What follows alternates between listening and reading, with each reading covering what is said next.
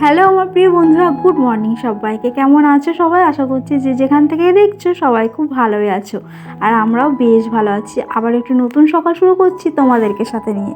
তো দেখো, দুই ভাইয়ের কিন্তু সকাল হতে না হতে খেলা আরম্ভ হয়ে গেছে। মানাকে অলরেডি খাইয়ে দিয়েছি, আর এখানে দুই ভাই খেলতে শুরু করেছে। ওরা কিন্তু এই গাড়িটা নিয়ে বেশিক্ষণ খেলাধুলা করে থাকে, আর একটু বেলার থেকে একটু ধুলো কাদা মাখে সকাল টাইমটাতে কিন্তু দুজন এই গাড়িটা নিয়েই পড়ে থাকে।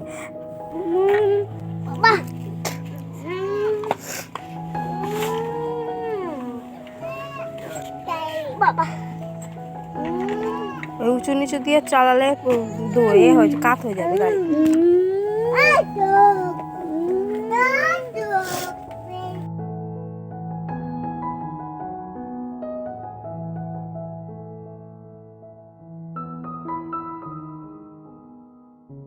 দুই ভাই খেলা করছে দেখে এসেছি, কিন্তু বলে এসছে শ্বশুরমশাইকে ওদেরকে যেন খেয়াল রাখে। মানে ওরা দুজন থাকলে কেউ না কেউ ওদেরকে খেয়াল রাখতে কিংবা বলতে পারো পাহারা দিতে থাকতেই হয়, না হলে এত দুষ্টুমি করে দুটোই যে কি বলবো।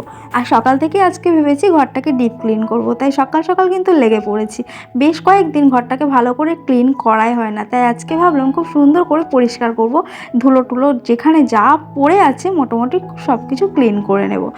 খুবই কম সময়ের মধ্যে কিন্তু এই কাজটা আমাকে কমপ্লিট করতে হয়, কেননা মানা খেলা করলেও ওকে কিন্তু বারবার গিয়ে আমাকে দেখতে হয়। খুবই দুষ্টুমি করে, আর ও দাদাভাই খুবই ওকে রাগায়।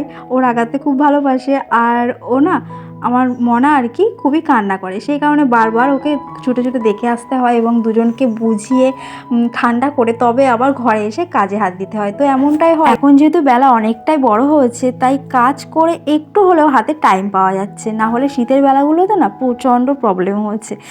আর মানা ঘুমানোর ওই টাইমটাতে মানে প্রচুর কাজ আমার মনে পড়ে যায়, মানে এটা ওটা করতে করতে না নিজের জন্য আলাদা করে সেভাবে টাইমই পেতাম না। আর খুবই খারাপ একটা অভ্যেস আমার আছে, যেটা হলো সব কিছু আমি গুছিয়ে রাখার চেষ্টা করি। সেটা একদিক দিয়ে খুবই ভালো, বাট কী বলতো, আমার ওই যে টাইমটা আমি আমার জন্য একটুও পাই না।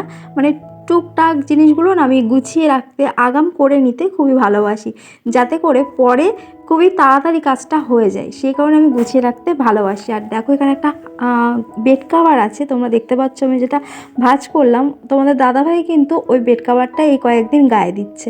মানে ও না এই ব্ল্যাঙ্কেটটা গায়ে দিলে ভীষণ ঘেমে যায়, মানে ওর এতটাই গরম। আমাদের ঘরটা কিন্তু অন্য ঘরের তুলনায় অনেকটাই গরম, সেই কারণে না ও প্রচণ্ড ঘেমে যায়। বাট আমার না অনেকটাই শীত লাগে, ওই কারণে ব্ল্যাঙ্কেটটা আমি আর শোনাইনি। তার সাথে গল্প করতে করতে কিন্তু আমি ঘরটার অনেকটাই গুছিয়ে ফেলেছি, দেখতেই পাচ্ছ। ডিপ ক্লিন করে নিয়েছি বিছানাটাকে আগে, তারপর এখানে আলনাটাকে ধরেছি। শোকেস আলনাটা কিন্তু ভালো করে আগে মুছে নিয়েছি, তারপর সব জামা কাপড় সুন্দর করে গুছিয়ে নিয়ে তারপর নিচটা আবারও ভালো করে মুছে নেব।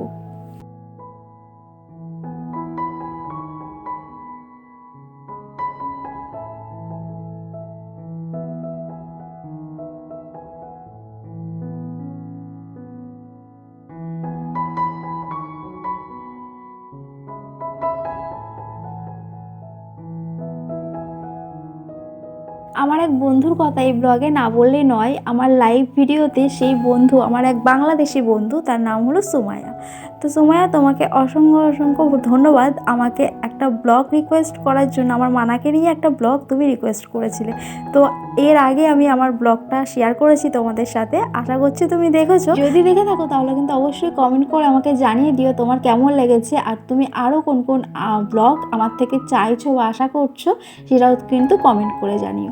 আর তুমি আমাকে বলেছিলে যে তুমি স্টুডেন্ট, তো তোমাকে অনেক অনেক শুভেচ্ছা তোমার ভবিষ্যতের জন্য। তো চলো ব্লগটি কন্টিনিউ করতে থাকো। খাটের গায়ে মানার কয়েকটা জামা মেলে দেওয়া, এছাড়া কিন্তু ঘরটাকে আমি ডিপ ক্লিন করে ফেলেছি। তো চলো তারপর কিন্তু মানাকে নিয়ে অনেকটা টাইম কাটাবো। সকালের এই টাইমটাতে কিন্তু মানার সাথে সেইভাবে টাইম কাটানোই হয় না, কেননা ও খেলতেই ব্যস্ত থাকে, আমি এদিকে কাজের মধ্যেই থাকি। আর আজকে কি হয়েছে জানো তো, ও না এই টাইমে পটি করেছে, তো সেই কারণে ওকে ভালো করে ধুয়ে মুছিয়ে তবে একটু ক্রিম মাখাতে এসেছি। ও সকালবেলা একেবারেই ক্রিম মাখাতে দেয় না এই ঠান্ডায়, সেই কারণে দেখো এখন একটু একটু বেলার দিকে আমি একটু হাত পা ধুয়ে ওকে আমি ক্রিম মাখাতে চলে এসেছি। দেখতেই পাচ্ছ ও দেখো কত দুষ্টুমি করছে, ক্রিমও কিছুতেই মাখবে না, বাট কিছু একটা চাইছিল সেটা আমি দিচ্ছিলাম না।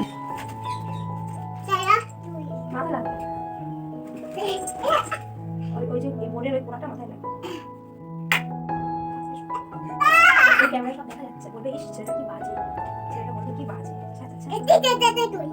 ওই সব লোক দেখছে, কত লোক দেখছে।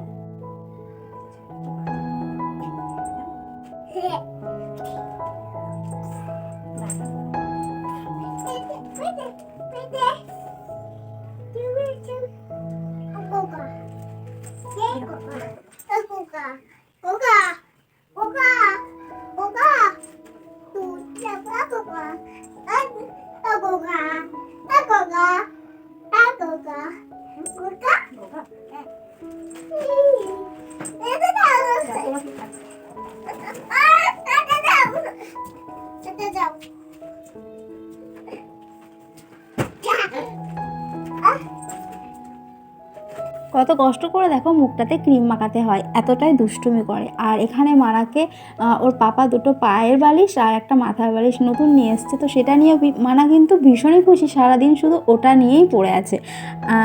মানে বিছানায় এলে মোটামুটি ওই দুটো নিয়েই খেলা করছে, ওটার জন্যই বায়না করছিল এতক্ষণ।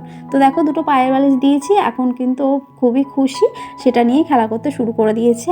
আর ও বারবার বলছে মা শোবো শোবো, মানে বালিশ নিয়ে যে এতটাই ও আনন্দ, এতটাই এক্সাইটেড, তো এক্ষুনি ও ঘুমাতে চাইছে, শুয়ে পড়তে চাইছে।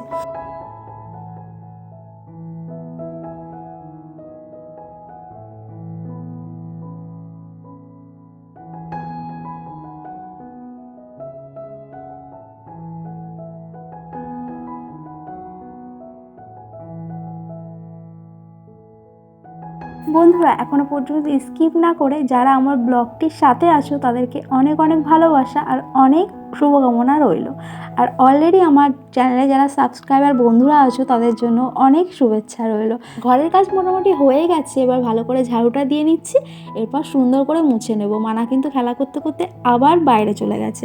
আর এরপর কিন্তু আমি কাচাকুচিটাও সেরে নেব, কিছুটা কাঁচা ছাদে দিয়ে আসবো, তারপর কিছুটা কিন্তু নিচেই মেলে দেবো, কেননা নিচে অনেকক্ষণই রৌদ্র থাকে। আর বন্ধুরা কিছুদিন আগে তোমাদের সাথে শেয়ার করেছিলাম যে আমাদের নারকেল গাছগুলো সব ঝোড়া হয়েছে, ডাব পাড়া হয়েছে, তো সেই সব পাতা কাঠ আর কি, যেগুলো কাঠ হয়েছে, তো সেগুলো সবই বেশিরভাগই দেখো ছাদে শুকাতে দেওয়া হয়েছে। আর ছাদটা পুরো কাঠ পাতাতে ভর্তি। নিজে একটু ছাদে এসে মানে মনের মতো করে সুন্দর করে মেলে দেবো জিনিসগুলোকে, সেটাও হওয়ার মতো নয়। দেখো নিচ থেকে যদি আমার সোনায় দেখে যে মা ছাদে উঠেছে, তাহলে আগের দিন তোমাদেরকে দেখালামই তো আমি ছাদে উঠলে ও ছাদে উঠবেই, তো সেই কারণে কিন্তু খুবই ওকে আড়াল করে ছাদে উঠতে হয় যে কোনো জিনিস মেলে দেওয়ার জন্য। বন্ধুরা তোমাদেরকে আজকের ব্লগে আমি শেয়ার করলাম প্রতিদিনের সকালটা সন্তান এবং সংসার নিয়ে আমার কতটা ব্যস্ততার মধ্যে কাটে। তো প্রতিদিন তো কাচাকুচি থাকেই, তারপর মানাকে খাওয়ানোর মানে কোন দিন কোনটা খাওয়াবো সেটা নিয়েই না আমি কনফিউজ হয়ে যাই। আগের দিন রাত থেকেই আমি ভাবতে শুরু করে দিই যে মানাকে পরদিন কিভাবে কি খাওয়াবো। কি খাচ্ছিস?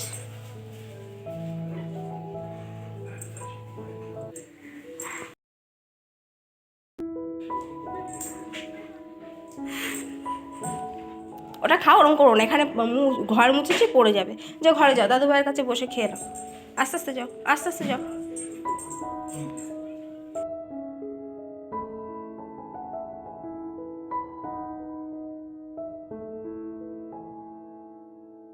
কোনো দিনই না নিয়ম মাফিক কাজ হয় না, যে এটার পর এটা, মানে আমি না সবসময় মানে চিন্তা করতে থাকি যে এরপরে কোনটা করব। নিয়ম মাফিক কোনো দিন কোনো কিছুই হয় না, কেননা মানা কখন যে দুষ্টুমি করে, কখন যে আবার ভালো করে খেলা করে সেটা তো বোঝা যায় না। কখন কার কাছে থাকছে, কার কাছে দিলে ও সেফটি থাকবে, সেই হিসাবেই কিন্তু মানে ওর উপরেই আমার কাজগুলো নির্ভর করে। এখানে দেখো দাদার ভাই মিলে ফোন দেখছে।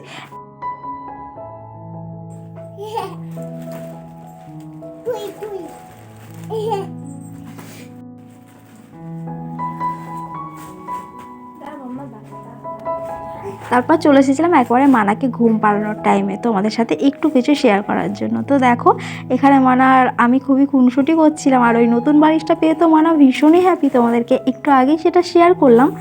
তো এখানে কিন্তু ওই বালিশটা এখনও কভার পরানো হয়নি, সেই কারণে ওর উপরে একটু কাভার দিয়ে দেবো কোনো রকম, তো সেইটাই আমি আনতে গেছিলাম। আর মানা এদিকে দেখো নিজে কোন কাঁথাটা যে গায়ে দেবে সেটা নিয়েই ও ব্যস্ত হয়ে পড়েছে।